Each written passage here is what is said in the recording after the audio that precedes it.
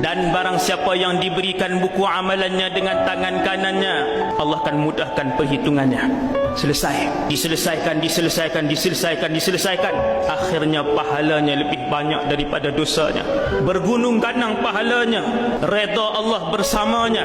Setelah diberikan buku amalan dengan tangan kanannya, apa yang dia buat tuan-tuan? Dia pun membawa buku amalan itu dalam keadaan yang begitu riang ria dan gembira, kembali bertemu dengan ahli keluarganya yang juga kebanyakannya di kalangan ahli syurga. Allahu Akbar.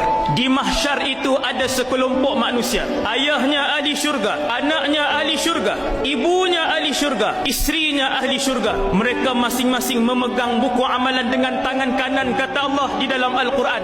Apabila mereka mendapat buku amalan, mereka berhimpun di satu tempat, berpelukan dan menangis sesama keluarga mereka, kerana kesemuanya telah ditakdirkan oleh Allah untuk mengambil buku amalan dengan tangan kanan, dan kesemuanya